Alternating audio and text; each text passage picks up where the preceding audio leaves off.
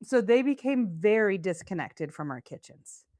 And that feels really hard as a chef that our children can't cook. A couple weeks ago, we cooked for 2 weeks straight every night. Valentine's.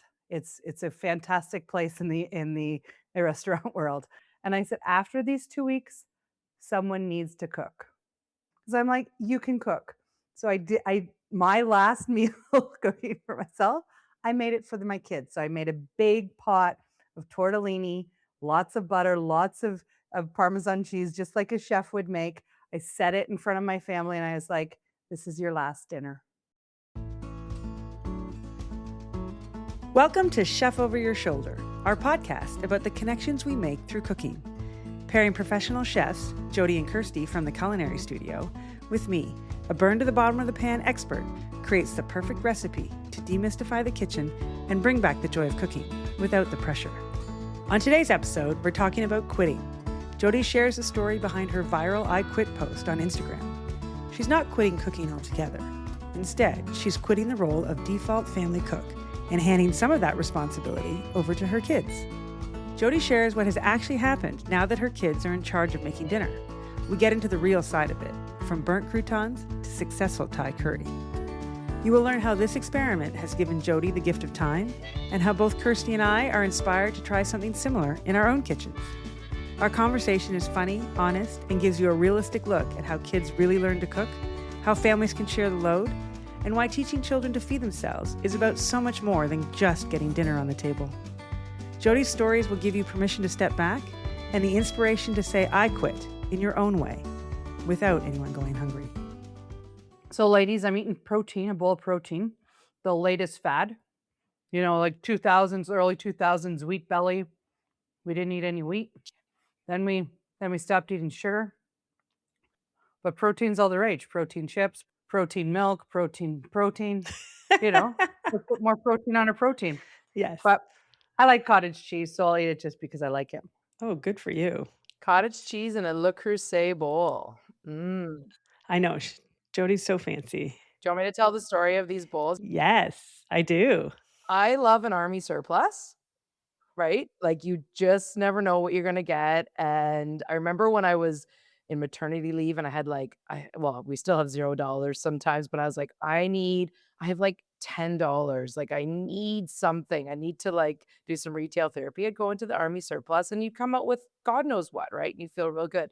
So I still do that. And I popped in just before Christmas, wasn't it, Jody? And on the shelf was a box of 6 Le Creuset, like not even knockoff. And if you know, you know, right? Like are like the pots, Le Creuset, they were called rice bowls.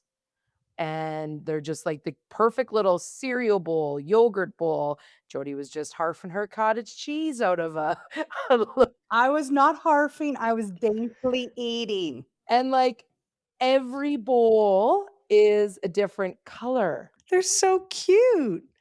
So the 6 iconic Le Creuset bowl colors, $29.99. I was like, start the car. I was like this in the army I was like Oprah. I'm like, you get a set, like calling friends. Obviously, Jody got one. I called my in-laws, went back and bought more. I'm like, I'll take 2 more. And anyways, huge best score ever at the army surplus. And there's not even a chip, like they're perfect. Well, they're restaurant grade, right? So when you have chipware, as we call it, right? You have a plate that has some chip on it or chipware. It's because it's not meant for all of the hustle and bustle, even of a family, not of for sure not of a restaurant, but not of a family. So a lot of the stuff that we have, Cursed, is kind of I wouldn't call it a hangover, but I would, as a result of our business. Yeah, for sure. And it's really good quality. It stands up to kids getting angry when they have to empty the dishwasher. Oh my goodness, right? Or fill the dishwasher. It really stands up to that. And I think $29.99. Come on, we bought 3. We could have had 3 coffees. It's very generous that Kirstie even thought of me. I'm thrilled that she did. We did go back and we went another time, and I got a second set. You know what, Amy? I was there actually just a few weeks ago, and I'm gonna see if I can get a set for you. Oh, thank you. You deserve one now. But the dishwasher, you're not wrong about the angry dishwasher load and unload, and that leans into exactly what we're talking about today, a little bit of quitting, parent quitting, in the sense that sometimes we get tired of the daily tasks, and we get tired of maybe the children not always, living up to the expectations, or possibly when they turn a certain age. I find that's what I did. I'm like, "You're now this age, you should be doing this," and the frustration mounts, and so, I have dishwasher frustration for sure. But Jody and now Kirsty, you guys have been sharing online, and we talked a little bit last episode about quitting in the kitchen, and so tell us a little bit about why you started it. That's really what I wanna know because it showed up on my feed. I'm like, "What is this? What happened? Was there a blowout? Was it building? What's going on?" And where it is today, and how is everything going? I was thinking about, coming into today and we were going to talk about it. And I was thinking about where should we start? Should we start at the beginning or do we start at the end? I'm going to start at the end. It is working. They are cooking. So, my friends, do it. You need some patience, you need some understanding, but they will cook.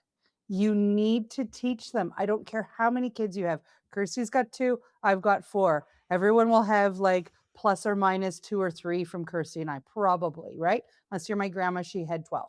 But you know what I mean?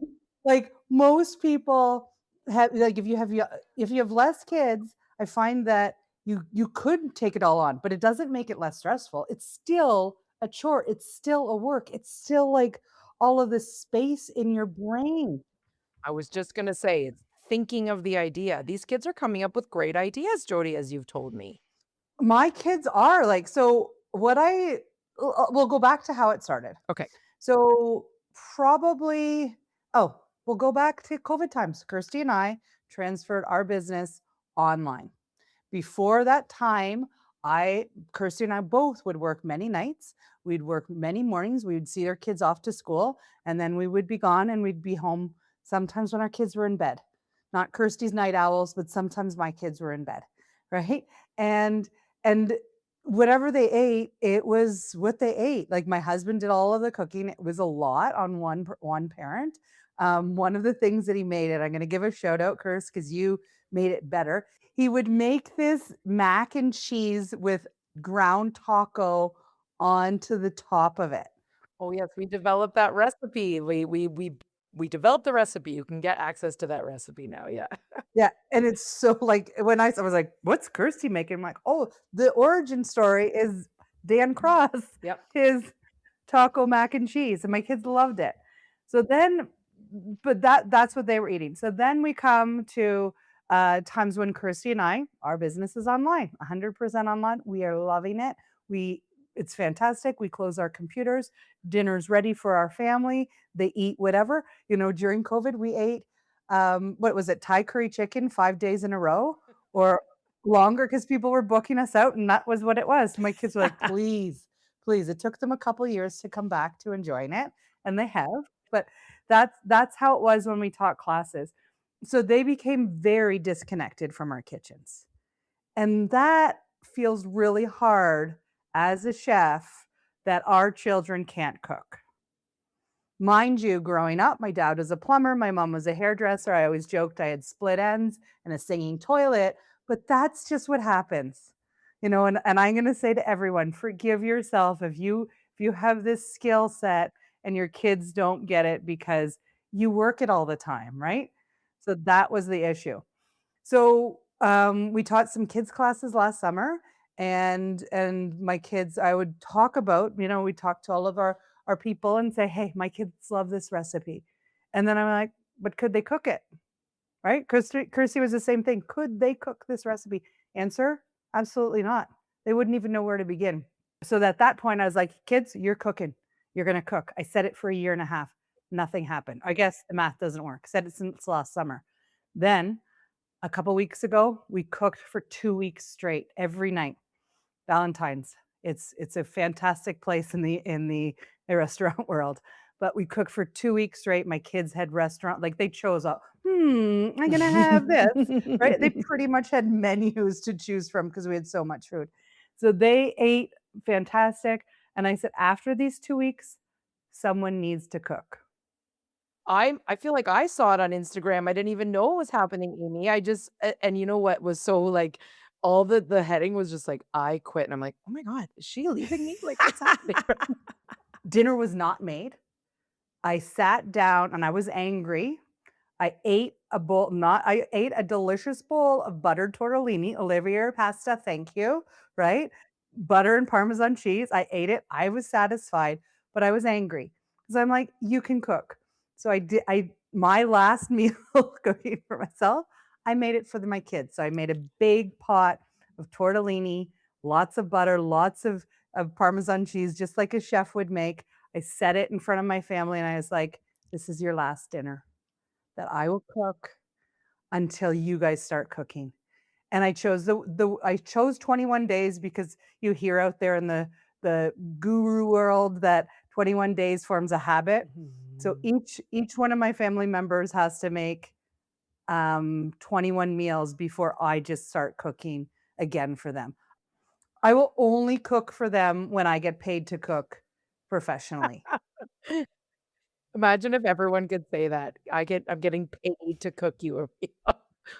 The best part is, yeah, Kirstie, I didn't really tell Kirstie, I just was like, I was sick of it, like, I actually ate lunch at TNT that day by myself. Well, because you were in the car. That's what kind of got me. I'm like, something must have happened because, we go to our car sometimes to retreat because it's the only place we have quiet. Yeah, it feels like an office sometimes, there's a lot of confectionals in Yeah. a car, I love it. Yeah. Yeah. Yeah. So I think that this is fantastic. I'm sorry that you got there by frustration, but I think we've all been there. We've all been like, I'm done. I can't think of another meal. I can't go to the grocery store anymore. I can't have you tell me how much you don't like the meal. And we've got all kinds of ages here. So that's the other thing. And I thought, oh, I should find out how old everybody's kids are. But I think what you're saying, Jody, it really doesn't matter. I think there's an age appropriate way to do this, regardless of the age of your kids, right? Yes, and I do wanna highlight that I wasn't it wasn't out of anger. I was in pure Zen peace when I quit, right? I've been very calm about it. I have been also, like my neighbor commented on that first post and was like, "Oh, let's see how long this lasts." I'm like, "Oh, it's lasting." We need to take the frustration out of it and say, "We are empowering our children." Right? We are empowering our children. Our children, whether you know it or not, are getting Uber Eats, Starbucks to their high school. Yeah. They are eating to their high school, and if you're like, "No, they're not," I'm like, "Mhm, they are. Yes, they are." And so this is our generation where they could sit on the couch, doom scrolling, what's it called? Bed rotting or whatever it's called, right? Brain rotting, bed rotting, and order food and never even get up. They could just leave it at the door, roll to the door, and go get it. And they're like, "Why do I need to learn how to cook?" I'm like, "Because it's a fundamental skill that we all need. Everyone needs. It's more delicious, it's economical, right? It's empowering, it's rewarding, it's stress relieving, right? There's so many things about cooking that are so fantastic. It brings back memories. Like, Chris, we have stories of people that say, I made this meal, and I'm getting goosebumps saying it. I made this meal and I thought of my grandmother. She used to make it the exact same way. It is a time machine back to a different time. So we need to teach these children how to cook. So Jode, what kind of meals have you been getting? That's the big question. What are they making? There's been a variety. I have told my children, go to my website, choose the meal that you want, because there is something there that you'll love, right? If they bring me this like viral post from some 17-year-old kid, it is mildly insulting. It could be super delicious, but I'm like, dude, try mine first, please. So they go to the website, they find the recipe they want, they print it out. I do ask them, like, would you like the recording for this? And they're like, "No, that's fine. I'll just take this." I'm like, "Okay." And if they give me enough time, I will then gather the ingredients for them, not measure, right? Math, that's a math skill. I will not measure, but I will put them all out for them, and then they can execute.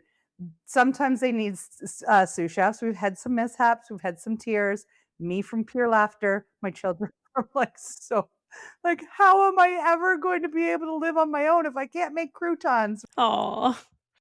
Amy, Jody called me and was like, "You're not even gonna believe what I'm about to send you as a photo." It looked like somebody had dropped off a bucket of coal in your oven. Like they were so black, these little croutons. Poor Chloe. But I made her make the croutons, that was the thing, she wanted box croutons. I'm like, "No, honey. Nope, you can make them, and you'll learn. You'll learn. You live and learn." It's not been every day we've eaten leftovers. Leftovers now are delicious. They weren't before. They used to rot. I always say, "Open the fridge and eat something," right? It's like, "Open the fridge." Yeah, and they're like, I had that yesterday." I'm like, "Well, now it sounds delicious." The first night we had Thai curry. My oldest son takes cooking classes at high school, really valuable, right, to all those culinary arts teachers and classes. So he felt comfortable enough. He took my recipe, made it. He's like, "I'm not gonna do this. I'm not gonna add that." That's okay. It was delicious.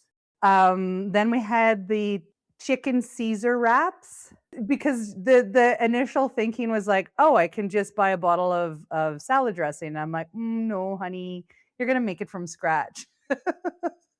And people have asked, they're like, "You're making them make it from scratch?" I'm like, "Yes, I am." Like, we've got a blender Caesar recipe, right? It's the same from our kale chicken Caesar bowl. So easy, so delicious. I've got it in my fridge, excited about lunch today, right? Everyone can make it. And you said Chloe put that recipe in her phone. Like she's like, "Oh, great. Now I can make this whenever I want." When someone puts it in their phone, when a teen puts it in their phone, that's amazing. That's like a pinnacle of win. I mean, that's what you want, right? That's exactly what you want. And I agree, Jody, the culinary class that they can take in high school is so valuable. That really did spark Xavier sort of to start cooking. And also, you talk about the Caesar. That was one of the Caesar was part of the meal he had to make as his final project or whatever, and had to make it from scratch. And realizing, I mean, I didn't actually realize either because I don't make a lot of things, but watching him make it and realizing how easy it is really a valuable lesson as well, because it seems intimidating as we talk about often, but then watching him make it, that was probably the easiest thing that he did of all the different things he was putting together for this final project kind of thing. Yeah, like our recipe, Curse. Talk about our recipe. Yes, yeah, exactly. It's not like raw egg, just in a blender, you're gonna throw garlic, you're gonna throw Dijon, you're gonna throw capers. I put an anchovy in because I had them and it was delicious. You're gonna put a cup of Parmesan cheese, half a cup of mayo, red wine vinegar, lemon juice, and then just drizzle in a little bit of olive oil, and you're drinking it. It's so freaking good. Okay. Okay, Jody, I don't wanna miss out what else you had. You had chicken Caesar wraps, Thai curry. What else have you eaten lately? My oldest daughter made creamy chicken pesto gnocchi. Ooh. So I didn't make her make gnocchi from scratch. Again, a shout out to Olivieri. It's 2-minute gnocchi. We love it. We have it all the time for that reason when we're wanting to feel excited and satisfied about a meal, but we don't have an hour and a half to make gnocchi from scratch. 2 minutes, come on. It's ready in 2 minutes. So she had to focus on making homemade pesto. And that was it, and cooking chicken. And I did give she the cool thing is she came back, she was like, "How was it?" I'm like, "It was delicious. I'm gonna give you some pointers. The chicken is dusty." She's like, "Yeah, I know." She was like, "And I didn't have time to make the broccoli." And I'm like, "I know. I've got." And so for that recipe, we didn't have one, but we had a recipe for the pesto. So I'm like, "I will write you a recipe that makes it really quick and efficient." My youngest, he is 12. He wanted to make pasta carbonara, like the first time he had it. And the first time he had it, I made it with wagon wheels because I didn't have spaghetti. I think it was during COVID times again. I had these, the wagon wheel pasta, and I couldn't find it. I couldn't find it. So I was like, "Sorry, bud, you're gonna have to Oh. have this spaghettini, like just a regular carbonara." It was That's an advanced job because there's a lot of pan work. At first I was like, "Yeah, it's just bacon and egg pasta, right?" Like that's right, that's what we call it. It's a thickened with egg yolks, but it is a lot of pan work and it takes a little bit more. So he got a lot of help from his dad. Thanks, dad, right? Um, and so so for some people it felt like he didn't make it. Oh. Well, come on, a 20-year-old and the 17-year-old and the 15-year-old, the burnt croutons, Yeah, true. Yes, yes. they've got some burnt crouton chips on their shoulder, right? They want it to be they want him to work more. So what I'm going to do with him is he's gonna choose a menu, we're gonna do it together, and then he can do it again on his own. So that's how that's gonna work with him until he gets comfortable. That's kind of like Jody, I have been inspired by you, even though, as my husband has said, I'm having a hard time relinquishing control of my kid. I'm having a hard time letting go. I'm having a hard time being over there and not right here. So we've started off more of like a group effort. And as you said, like age, right? So it's like, okay, Miles can make a vinaigrette, right? 3, 2, 1, right? Three oil, 2 vinegar, 1 maple syrup. And he's like measuring. So you're in charge of salad, Miles. You can grate a carrot and chop some lettuce. As I'm sitting over there, I'm watching Colby more get involved and be like, okay, Charlie, what do you want to put in like, let's make these meatballs. And they made meatballs and Miles did the salad. So it's more of just this.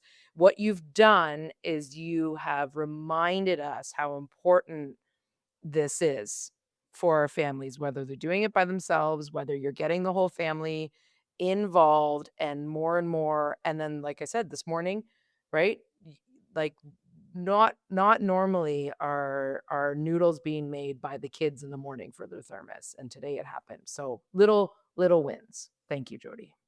You're welcome. I do want to backtrack because the reaction of the people, right? So that I gave you the reaction of my family, right? Oh And on yes. that first night, it was like, no, tell us you're not doing this. No, come on, mom, get in there. Like, come on. I'm like laughing. I'm like, guys, I'm not. And I'm Yeah, actually satisfied yeah. with my lunch. So if you don't cook dinner, like you're not eating, right? So they're like, please, please, please. And they received when that video went out that first day, they received messages, like private messages to my kids. They're like, "Dude, saw your mom's video. I am so sorry." And then another one, my other daughter, people were laughing at her. They're like, "I saw your mom." Another person messaged me and told me that her daughter called me a real baddie for quitting cooking. But please, no, that's a good thing, Curse. It's a compliment. Oh, I'm a baddie. Yeah, that's a compliment. Kirsty gave her like a look of like, "You're not bad, girl." It's a compliment, and she was like, "But please, mom, don't quit. Don't quit cooking for us." That friend of mine sent me a message yesterday, and she said, "You have inspired me. The kids and my husband are now in charge of, planning and executing 3 meals throughout the week because we all work, right? When we get that, what they don't realize that they're giving back to us, and we need to tell them, is the gift of time. 100%. There's been so many times where I'm like, wow, I'm like a whole other hour. Like, and we love our job, so it's kind of cool, right? Like yeah. So that's the cool part. And then people are checking in on my children out in public, right? They're like, "Are you eating enough? Like, I are you okay? What did you get to eat for dinner tonight?" Like, it's amazing, right? Like, I promise you, my kids are not being malnourished, right? Like, they are being fed, they are getting to eat, they are learning, but we always have people checking up. And then a dad came up to me and he's like, "Jody, love the videos, love the videos. It even inspired me to come home and make a meal." And I'm like, "What? What?" And I said, "Can I post this?" He's like, "Yeah." He's like, he doesn't cook at all, doesn't do any of the cooking, leaves it all to the wife, right? So then he went home and he cooked. What a gift. What a Mhm. gift. So for inspiring husbands as well, right? I know, like, Neighbors. yeah, neighbors. kids. My 13-year-old neighbor's like, "Can you teach me how to cook?" Oh, I'm like, "Sure, buddy." I love that you are inspiring so many people. And what I really like about it, I have to say, is that it's real. We just talked a little bit about how you were a sous chef or you helped, your 12-year-old, reach a little higher because it was a little more complicated. Because sometimes online we see, I'm done, and they're cooking for 25 days, and we pretend, some people who post pretend like they don't have anything to do with it or it just happens and everything's perfect kind of thing. I really like how you really talk about you're still there and you're still guiding because that's the teaching part, right? And we have to show them. It's that they've been watching us for years. Now it's we're going to watch you do it. And then the next step is they get to do it on their own. And you can't skip the middle step if you want them to be empowered to do the things on their own. So I think it makes all of us feel better that if we help or we step in or, Kirsty, I love that it's like, yeah, age and stage, salad, perfect. I'm going to do this over here. You're going to do that. Helping is the first step to the independent part. So it's inspiring to hear that it's a whole process and it's a group effort and there's lots of different stages to it. So thank you for that. Yeah, yesterday or last night for dinner, as we said, we did the kale Caesar wraps. And my oldest was say she came home from work and she's like, "It's my night to cook." I'm like, "Okay, great." And and I'm like, "This is what I've got in the fridge. This is what I did in my class." And she used that as a starting point. So she took out what I had, put it out, and then fleshed it out. Wow. We had rotisserie chickens because 'cause I'm not an animal, right? I'm not making them make every meal. We've had some takeout along the way, right? We've had a Costco pizza I brought home, and they were, like, thrilled. We had I bought 2 rotisserie chickens for no real intention other than they could eat something. So she took the chicken off the put took the chicken off the carcass, put it into a bowl, added some wraps, chopped up some veggies, some cucumbers and that sort of thing, and just put it out buffet style. That's and someone argue, "Well, that's not she didn't do anything." I'm like, "Yes, she did." She took that, as we said, out of my mind to worry about Yeah. the logistics of getting it all out on the table. She utilized stuff that was in my fridge and not jam packing it full of more stuff, right? And it was delicious. Right? It was just the effort of going through the motions of feeding us with the stuff that we had. Let's talk about the pride, right? Like, how proud are they, right? Yeah. And she said to me, she's like, "Well, I just did this." I'm like, "No, you didn't. You just did. You allowed me to sit back, continue to work what we're working on. We are working on a cookbook. We are right now cataloging our recipes. Last night was 480 and counting. I think we're over 500 recipes today, Kirst, are we Oh, not? for sure.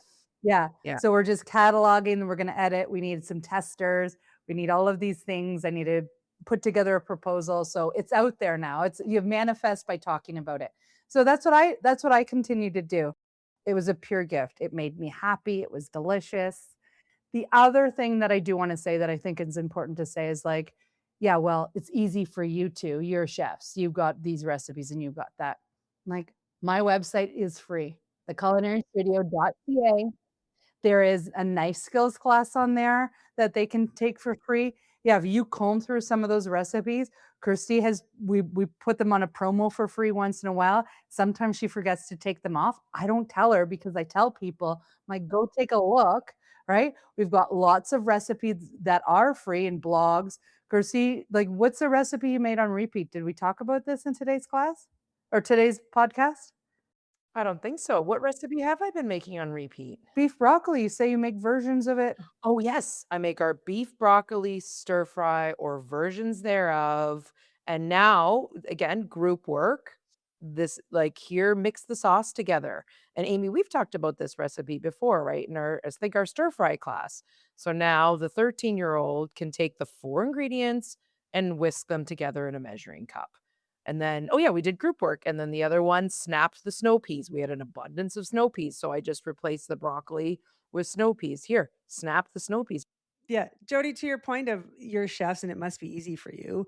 I haven't done 21 days and haven't pulled the shoot, but the twins do cook together and they bake. Let's go with first, they love to bake, so that's a starting point. There's lots of cookies when they get together and bake. But the other day we weren't home for the day, and they walked to the grocery store and they bought whatever they wanted to make. I think it was a pasta that they made. And then they came back and, you talk a little bit about the economical lesson that's in it too. And so just doing that exercise, understanding how much things cost, like they're like, oh my gosh, did you know, mom, that this costs this much? And I'm like, yes, yes, I did. But I'm glad that you now know that this costs this much. And they did it together, which I thought was really great. And they ate, and just like you said, Jody, they're not hungry. They, it was what it was, and they had a great time doing it. And I think that at the end of the day, those will be memories too, in 10 years kind of thing.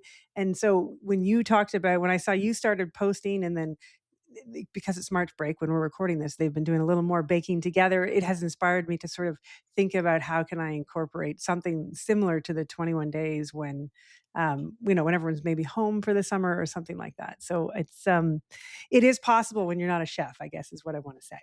It is possible, and it doesn't take some meals don't take a long time. They don't take a long time. They can be made. Our kids are getting home at 2:30, 3 o'clock. They're getting home before us. They don't need a nap every single night before dinner. They don't need a pre-dinner nap. Mhm. There's a few other things that I wanted to touch on. I know that we're like, there's so many things. One, if your kid has a driver's license, they can grocery shop. Oh, yes. Yes, and mine did. Jackson was always very good, about when he was out, well, hockey, go to practice, and he would go to the grocery store and then come home, and you're not wrong, you have to just ask them, and they like it. It's freedom too for them, and it was so helpful.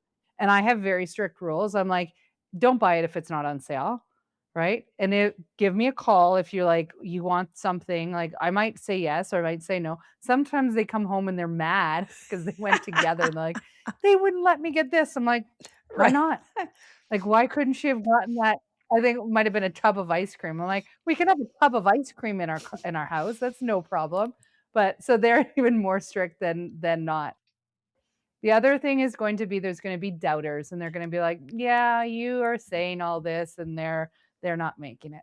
The reality is, my friends, that before this podcast, I cleaned up some, powdered cheese from Kraft Dinner off my counter. So when I go to sleep, I've talked about my night raccoons before. When I go to sleep, my kids are still making, Kraft Dinner, and nothing's wrong with it. I would love a bowl of Kraft Dinner made for me as long as it's al dente. And topped with bacon. Oh, that's high-end craft dinner, holy cow. And my Oma used to top it with bacon. Like, she's like, "It's not finished yet. Let's get some bacon on top of that Kraft Dinner." Like, gourmand right there, yeah. No, Yep. I just want it al dente, like, not even I don't even need the bougie bacon, but love your Momo's thoughts. Yeah, so they're still eating stuff like that. There's still convenience bowls of ramen in here, but, they are engaging more. Now they ask, "Who's cooking? What are we eating? How," and so it's been really great.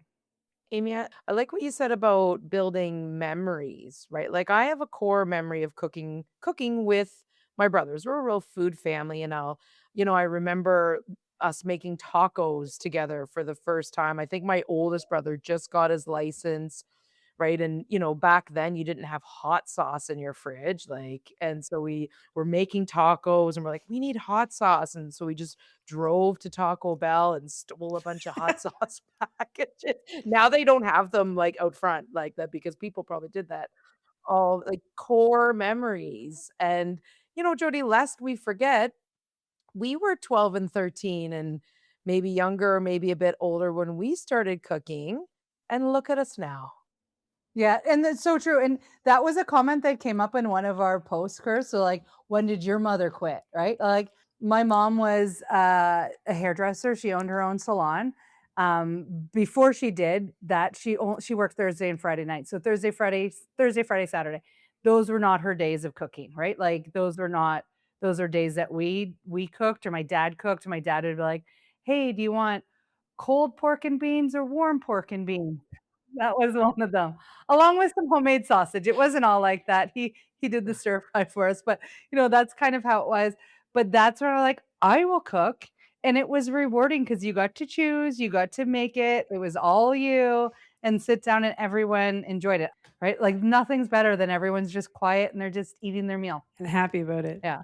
So the question I've been dying to ask the whole time is that they cook, we eat, it's great, it's improving. Who cleans up? Whoever doesn't cook. Okay, I like that. Yeah. So my kids, because again, I got 4, right? There's benefits, right? And I love having a big family, came from a big family, have a big family.